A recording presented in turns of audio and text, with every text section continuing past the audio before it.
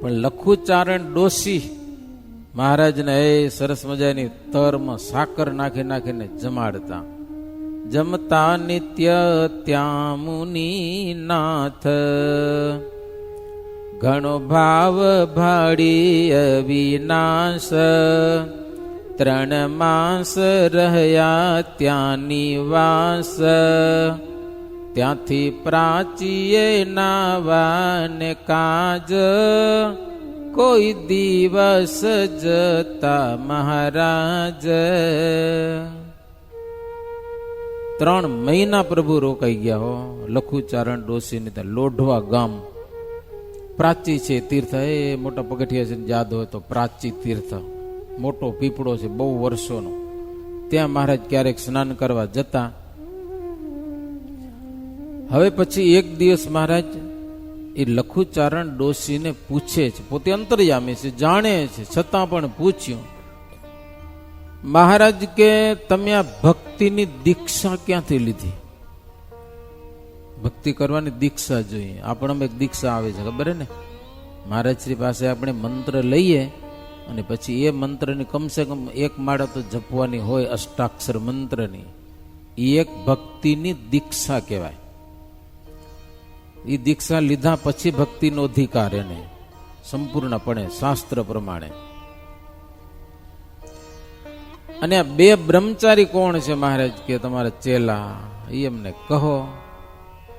ત્યારે લખુચારણ કે મહારાજને કે વર્ણિરાજ, અમારા ગુરુ આત્માનંદ સ્વામી હતા ગયો અને આ ગામમાં રહેતા, અને એના ઘણા બધા શિષ્યો હતા. સ્વામી આવ્યા હતા અહીંયા કને, મૂળ તો આત્માનંદ સ્વામી ગોપનાથ મહાદેવમાં વધારે રહેતા. અહીંયા આવ્યા એટલે એના ઘણા બધા શિષ્યો થયા. હું એને ગુરુ બનાવ્યા, મને ભક્તિની દીક્ષા એણે આપી. એ ગામમાં એક બ્રાહ્મણ, એનું નામ વિઠ્ઠલ. વિઠ્ઠલ બ્રાહ્મણ પણ આત્માનંદ સ્વામીનો શિષ્ય થયો. પણ એના ઘરમાં એક તકલીફ શું આવી, એને એક નાનકડો છોકરો, 3 મહિનાનો છોકરો થયો અને એની માં મરી ગઈ. સમજાને, આ થઈ રહ્યો એકલો. હવે 3 મહિનાના છોકરાનું પોષણ કેમ કરવું?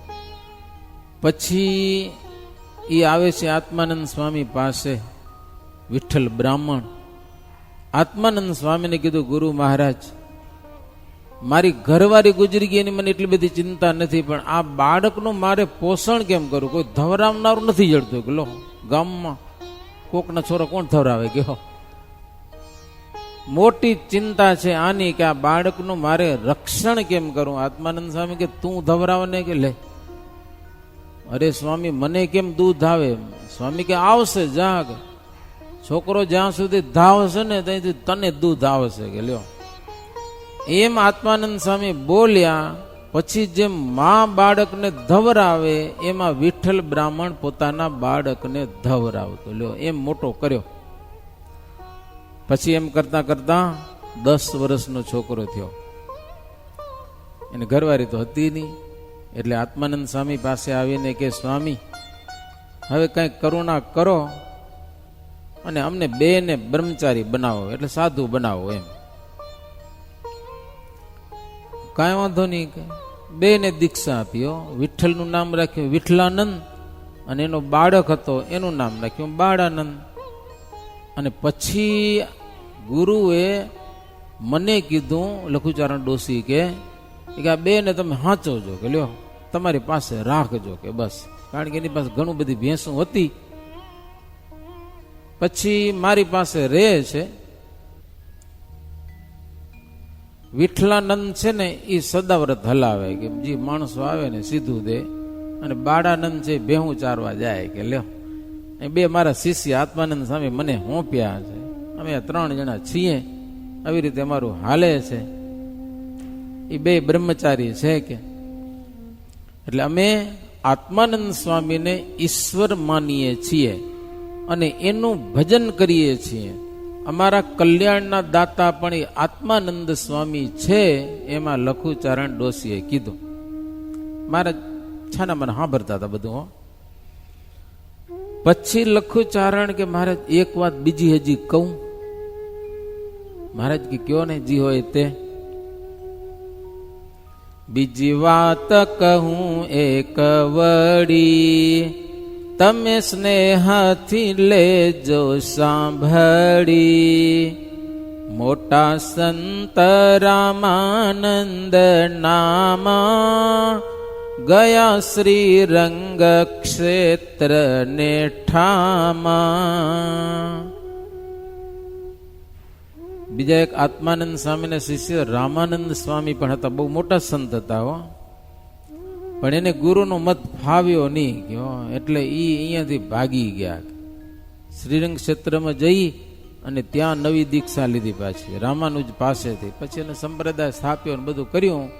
ફરતા ફરતા પાછા આવ્યા સોરઠમાં અને અમારા ગુરુ આત્માનંદ સ્વામીની સાથે વાદ કર્યો કે ભગવાન સાકાર નિરાકાર. આપણે સેજ વાત કરી હતી ને પહેલે દિવસે. વાદ કર્યો એમાં રામાનંદ સ્વામીએ અમારો જે મત અદ્વૈત મત એનું ખંડન કર્યું કે ગુરુને ફેરવી નાખ્યા. લ્યો, અમારા ગુરુ આત્માનંદ સ્વામીનો મગજ ફેરવી નાખ્યો રામાનંદે કે, અને વિશિષ્ટાદ્વૈત મત સમજાવ્યો. અને પછી આત્માનંદ સ્વામી પોતાના જેટલા શિષ્યો હતા ને બધાને કીધું કે આપણો મત ખોટો હોય કે લ્યો, સમજાય કે નહીં, અને રામાનંદનો મત છે ને એ સાચો છે.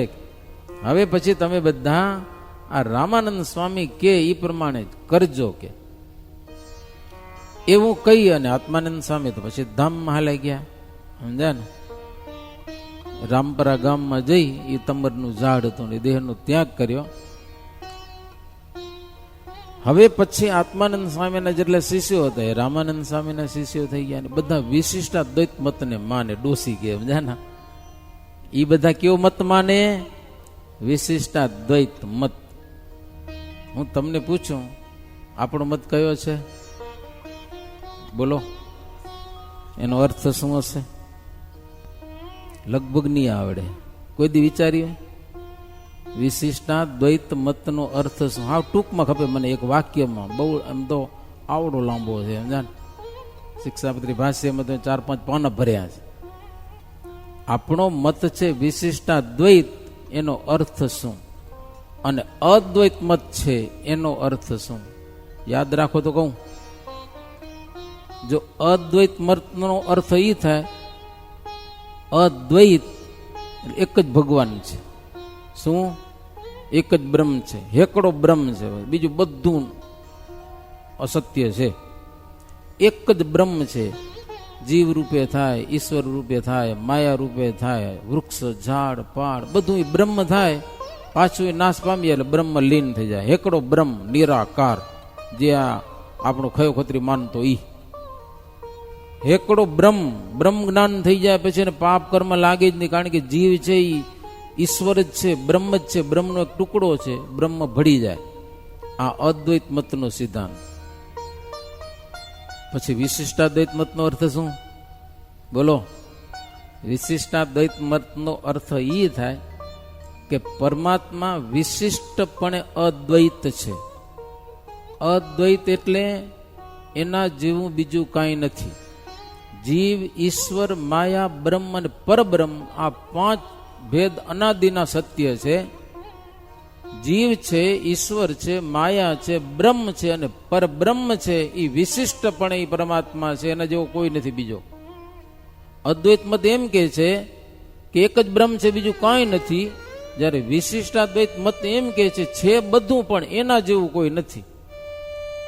આ સર્વોપરીનો અર્થ. આપણે સ્વામિનારાયણ ભગવાનને સર્વોપરી કહીએ છીએ ને, હકીકતમાં સર્વોપરીનો અર્થ છે જીવ, ઈશ્વર, માયા અને બ્રહ્મ એના થકી ઉપરી, એ સર્વેના ઉપરી એટલે સર્વોપરી. આ 5 તત્વ અનાદિના છે. ભગવાન છે એ બધાના ઉપરી છે, બધાનું સંચાલન કરે છે.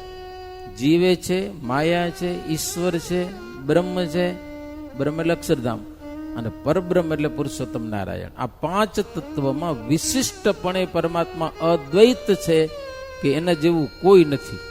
હવે સમજાણું ના સમજાણો કે ફરી વાર કહું? હજી વિશિષ્ટાદ્વૈત મતનો અર્થ પાંચ ભેદમાં પરમાત્મા એ સર્વોપરી છે, અદ્વૈત, જેના જેવું બીજું કોઈ નથી. અને અદ્વૈત મત એટલે હેકડો બ્રહ્મ, બીજું કઈ છે જ નહીં, એ અદ્વૈત મત. એટલે લખુચારણ ડોસી કે મહારાજને કે વર્ણી રાજ, અમારા ગુરુ તો મત છોડી દીધો અને પછી બધા શિષ્યો વિશિષ્ટાદ્વૈતને માને છે, પણ હું અને આ બ્રહ્મચારી અમે 3 જણા હજી સુધી અદ્વૈત મત અમારો અમે ઈ રાખ્યો છે કે હો. જો કે અમને રામાનંદ સ્વામી આગ્રહ બહુ કર્યો, આત્માનંદ સ્વામી કીધું ગુરુ કેમ તો કરો કમસે કમ, પણ અમે મત સ્વીકાર્યો નથી. બોલો, આત્માનંદને ગુરુ માને, ઈશ્વર માને, એનું ભજન કરે. શું કીધું ડોસી? અમે આત્માનંદ સ્વામીનું ભજન કરીએ છીએ. બોલો, એનું ભજન કરીએ ઈશ્વર માનીને, ભગવાન માનીને. ઈ કહી ગયા છે રામાનંદ કે એમ કરો અને વિશિષ્ટાદ્વૈત સ્વીકારો, તો ડોસી માની નહીં. બોલો, કેટલાક માણસને એમ ઠસાઈ જાય ને, ભગવાન આવીને કે ને તો એ વાત માને નહીં હો, એ ભગવાનનું ન માને. અને મહારાજના વખતના ઘણા ઇતિહાસો છે એવા કે ભગવાનનું માને નહીં હો, પોતે નક્કી કર્યું ને એ જ કરવા ખપે. લ્યો, તો જીવનો અવળો સ્વભાવ છે. કહેવત છે ને, પરમાત્માની દયાનો પાર નથી અને જીવની અવડાઈનો પાર નથી. મારો અવડાઈ કરે બહુ. ત્યારે ડોસી મહારાજને આગળ યશ ખાટે હો, અમારો જૂનો મત એને બધા ભૂલી ગયા, ગુરુની હાંઠે બુદ્ધિ નાઠી તો એ સ્વીકારી લીધો. એટલે હવે એને શું કરવું? ગુરુએ સ્વીકારી લીધો વિશિષ્ટાદ્વૈત મત, પણ અમે 3 જણા છીએ ને, એ અમારો જૂનો સિદ્ધાંત છે ને, એ પ્રમાણે જ છીએ. મહારાજ મનમાં વિચાર કર્યો, તને હવે ધસી નાખો હમણાં જ ગયો, સમજા ને. હવે ભગવાન આવી ગયા ને, રામાનંદ સ્વામીનું માની નહીં. એ કે હું રામાનંદ સ્વામી કોશિશ બહુ કરી અમને સમજાવવાની, પણ હું ન માની એટલે અમને વિમુખ કર્યા. કે બસ કે સમજા, સંપ્રદાયમાંથી રામાનંદ સ્વામીએ અમને વિમુખ કર્યા છે. તો લખુચારણ ડોસી કે વિમુખ કર્યા છે એનું અમને કઈ દુઃખ નથી. કે સમજા ને, અમને બોજ છે, મોજ છે, બરાબર છે, આનંદ છે. કે અહીંયા ગામના બધા માણસો છે ને, એ મને ગાદીપતિ માને છે અને માન સન્માન બહુ આપે છે. જ્ઞાનની વાતો હું કરું છું, લોકોને બહુ ગમે છે. અમારો આટલો નાનકડો પંથ પણ બરોબર છે. કે એમ મને સંપ્રદાયની ગાદીપતિ જેવું માને છે કે હો લોકો બધા. અને મને વાત બધી પૂછીને બધું કામ કરે છે. અચિંત્યાનંદ બ્રહ્મચારી કહે છે, હે અભયસિંહ, ભગવાન શ્રી હરિ અંતર્યામી છે, છતાં પણ ડોસી પાસે બધી વાત કઢાવી લીધી હો, બધું જાણી લીધું હો. પછી કરુણાના નિધિ ભગવાન શ્રી હરિ લખુબાઈ પ્રત્યે કહે છે કે જો તમે માનતા હો તો સાચી વાત કહું. એક તો મહારાજ મેને ભાવના છે, કારણ કે સનકાદિક જેવા માન્યા છે એટલે ભાવ તો હોય. મહારાજ કે તમને મનાય તો વાત કરું. અરે તમે કયો ને કે સત્ય માનો વિશિષ્ટાદ્વૈત મત, સત્ય નથી જ અદ્વૈત. વ્યાસ સૂત્ર તથા જે વેદાંત, સંભળાવી તેની ભાંગી ભ્રાંત. ભણેલી હતી ડોસી. વ્યાસ સૂત્ર અને વેદાંતના વચનો એવા શ્રીજી મહારાજે કહ્યા. મહારાજ કે મોટો ખતરો છે અદ્વૈત મતમાં. હા, જીવને જ ભગવાન માની લે, ભજન કરવાનું તો સારું રે નહીં, ત્યાં કને જીવ પામશે નહીં. અદ્વૈત મતથી જીવ પરમાત્માને નહીં પામી શકે. ભગવાનને પામવું હોય તો વિશિષ્ટાદ્વૈત મત જોશે મહારાજ કે. બોલો, અને મહારાજે એવા પ્રમાણો દીધા ને ડોસી થઈ રહી ટાઢી. હાવો મહારાજ કે વિશિષ્ટાદ્વૈત મત માનવો કે નથી માનવો, મોક્ષ તો થશે, નહીં તો મોક્ષ નહીં થાય. કે ડોસી મહારાજ નું સ્વીકારી લીધું, સમજ્યા ને. ડોસી પણ વિશિષ્ટાદ્વૈત મતને સ્વીકાર્યો. આત્માનંદ સ્વામીનું ન માન્યા, રામાનંદ સ્વામી બહુ કોશિશ કરી તોય ડોસી માની નહીં. આ તો ભાઈ સુપ્રીમ પાવર છે, ધારો તો મૂકે. પુરુષોત્તમ નારાયણ છે ભાઈ, અક્ષરધામનો અધિપતિ ધણી સ્વયં મહારાજ. ડોસીને સ્વીકારવો પડ્યો મત હો. 3 જણને કર્યા નિજ મતના, કાઢ્યા ખોદીને મૂળ અસતના. લખુબાઈને કહે ભગવાના, તમે માગો મુખે વરદાના. મતમાં તો લઈ લીધા અને સ્વીકારી લીધું એને, પણ તમે કયો છો તો આજ દિવસ સુધી મેં હઠલાઈ ચાલી તમારી જવા દીધો, તમે કયો સ્વીકાર્યું. મહારાજ મહારાજ કે અમે બહુ રાજી થયા, માગો માગો કહો. એટલે ડોસી કે મારો પુત્ર વીરો અને મારી ભેંસો છે ને હંમેશા સુખી રહે એવું વરદાન આપો.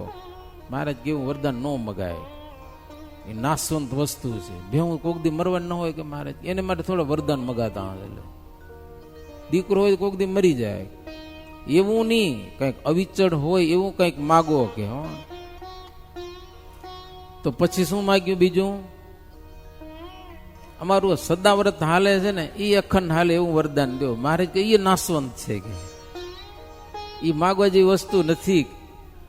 પશુ કે પુત્ર કે તમારી પ્રવૃત્તિ થાય કે એનું જે વરદાન માગવું એ નાશવંત વસ્તુ છે. એક દિવસ એમાં વાસના છે, એ વાસનાને ત્યાગ કરો, અવિચળ સુખ માગો તો અમે આપીએ. કે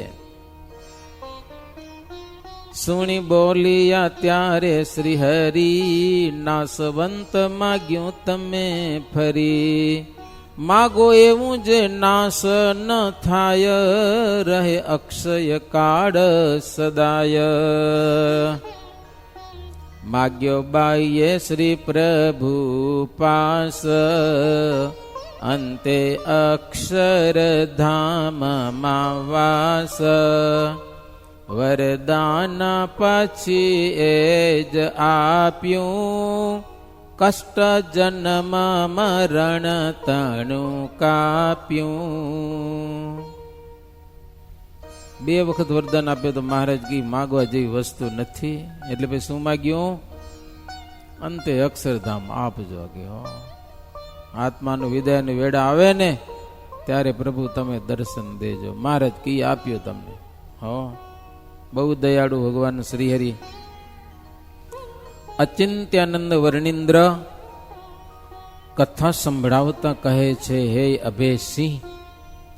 પછી મહારાજ ફરતા ફરતા રામાનંદ સ્વામીને મળ્યા. રામાનંદ સ્વામીની હાજરીમાં લખુચારણ ડોશીને સંપ્રદાયમાં લેવાની મહારાજ કોશિશ કરી, પણ સમાધિ હતી ને એની પાસે થોડો ગર્વ તો હતો. ગર્વ સમજ્યા ને, કે રામાનંદ સ્વામીની શિષ્ય તો નહીં થાવ, શું એની શિષ્ય નહીં થાવ. એટલે રામાનંદ સ્વામી હતા ત્યાં સુધી સંપ્રદાયમાં આવી નહીં એમ. મહારાજ વાત પછી જવા દીધી. સિદ્ધાંત તો સાચો માને છે, પણ મહારાજને વચન આપ્યું હતું ને, અંતકાળનો સમય થયો ને ત્યારે શ્રીજી મહારાજે એના આત્માનું કલ્યાણ કર્યું છે. દયાળુ છે ભગવાન શ્રીહરિ. એટલા માટે જ્યારે જીવમાં મમત ભરાય છે ને ત્યારે સત્ય વાત પણ એને મનાતી નથી. હા, મમત્વ છે ને બહુ વસ્તુ ખતરનાક છે. કાં તો માન, પાવર, સામર્થ્ય. ઘણાને પૈસાનો પાવર ભરાઈ જાય. હો સાધુની વાત મનાય નહીં. એને શું ખબર પડે કે લાખો રૂપિયા કમાઈ ગયા હોય ને, પૈસાનો પાવર બોલે. પાવર સમજ્યા ને, આમ છાતી કાઢીને હાલે.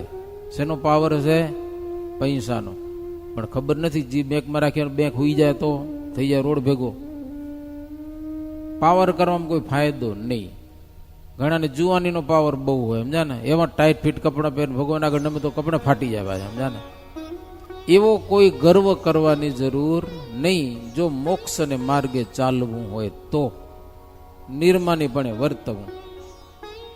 હવે કૃષ્ણ તણી કહું વાત, લોઢવાથી ચાલ્યા જગતાત. પુરપાટણ નામ પ્રભાસ, 3 રાત્રિ કર્યો ત્યાં નિવાસ. લખુચારણ ડોશીનું કામ કરી અને ભગવાન શ્રીહરિ લોઢવાથી ચાલતા થયા. પાટણ પધાર્યા છે. ત્યાં 3 રાત્રિ નિવાસ રહી અને ત્રિવેણી નદીનો સંગમ, એક હિરણ નદી, સરસ્વતી નદી અને મધવતી નદી, ત્રણ નદી ભેડી થતી હતી. ત્રિવેણી સંગમમાં સ્નાન કરી અને ભગવાન શ્રી હરિ સાગર તટે પધાર્યા છે, સમુદ્ર કિનારે મહારાજ પધાર્યા છે. ત્યાં એક સદાવ્રત ચાલતું હતું. સદાવ્રતમાંથી સીધું લઈ રસોઈ બનાવી પ્રભુ જમ્યા. ભગવાનને જમાડીને પછી ભગવાન શ્રી હરિ ત્યાંથી ભલકા તળાવડી ગયેલા છે. એ જોયું હશે તમે ઘણા બધા. ભલકા તળાવ જોઈને જ જોઈ. દ્વારકાની યાત્રા નથી કરી? સોમનાથ ગયા છો? હે, સોમનાથ નથી ગયા? હે, ભલકા જોઈએ? ઈ જ ને. આ બીજું કયું? ભલકા તળાવડી કો કે ભાલકા તીર્થ કયો? શ્રી કૃષ્ણ ભગવાન દેહ છોડ્યો, આંટીમાં જ આવે છે આમ. ઈ જ તીર્થ મારે ત્યાં કને પહોંચ્યા છે.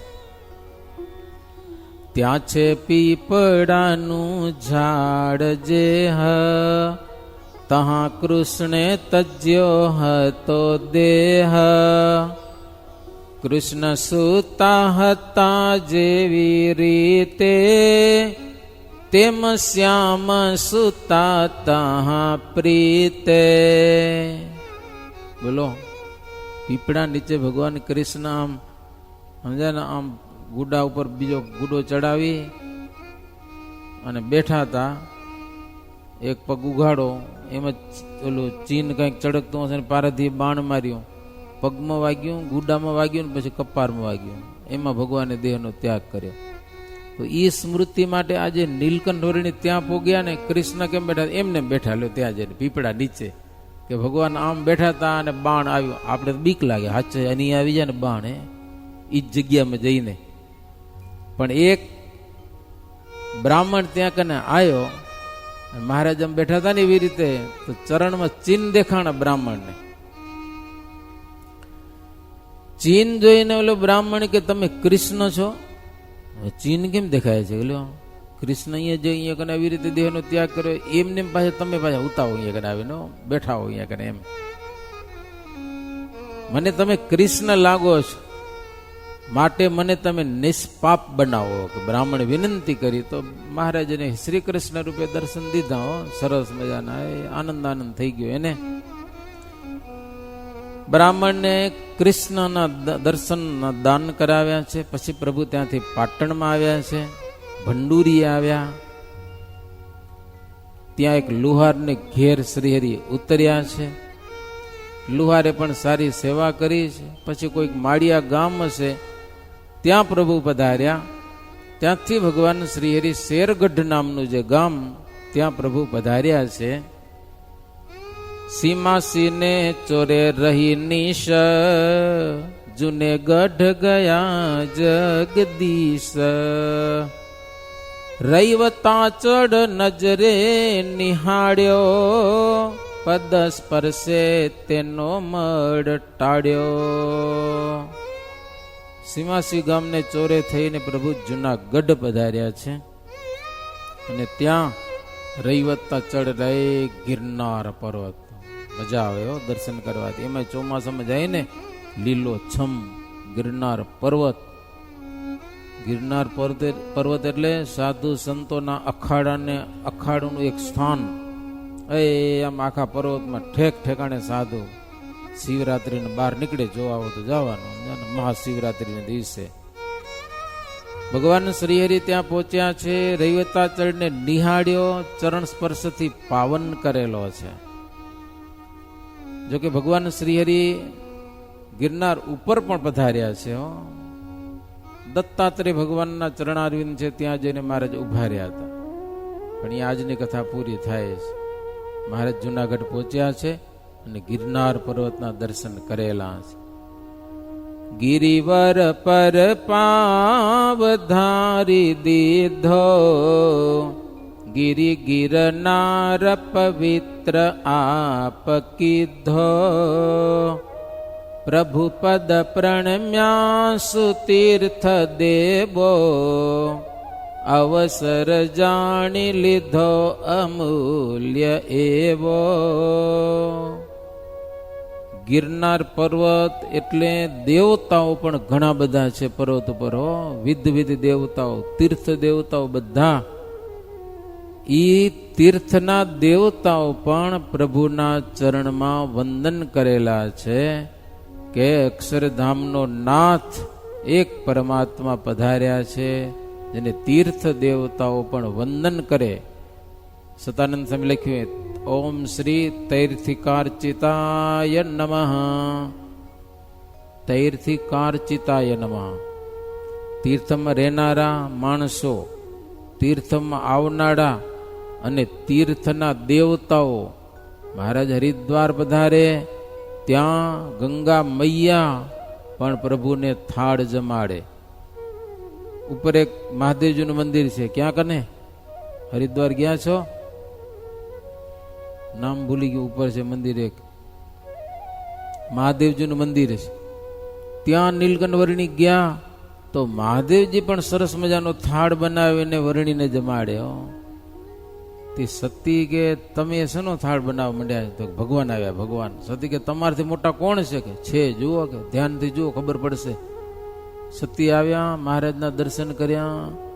સતી કે મહારાજને કે ભોળાનાથને થાળ બનાવતા આવડતો નથી, કે મને કહો તો હમણાં બનાવી આવો. મહારાજ કે તમે સમજો કે તમારો ઝઘડો થાય, અમે ન કરીએ. કે લ્યો, મજાની વાત છે. પછી સતી ગયા પોતાના રસોડે. સરસ મજાની રોટલી ફટોફટ, બાયુને તો આવડે ને જલ્દી જલ્દી રોટલી બનાવી નાખી, કેરીનો રસ બનાવી મહારાજ ભાઈ લઈ આવ્યા. સમજા?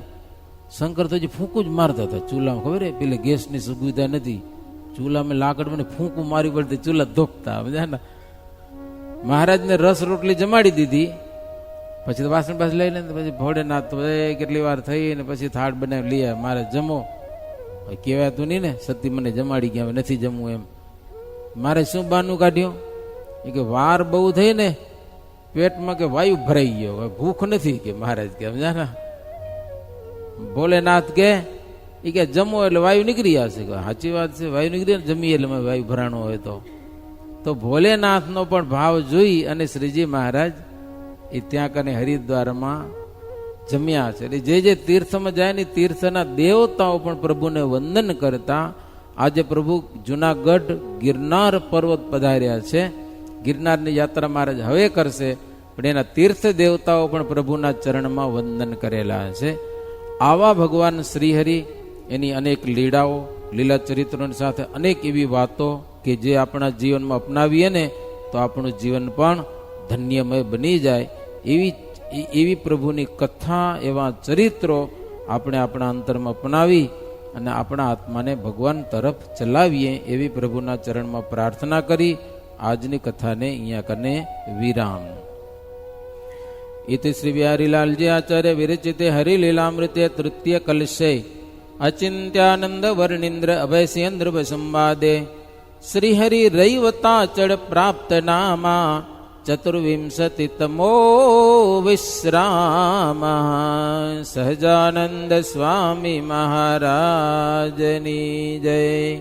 શ્રીપતિમ શ્રીધરામ સર્વદેવેશ્વરામ ભક્તિધર્માત્મજમ વાસુદેવમ હરિમ માધવમ કેશવમ કામદમ કારણમ સ્વામિનારાયણમ નીલકંઠમ ભજે. સહજાનંદ સ્વામી મહારાજની જય.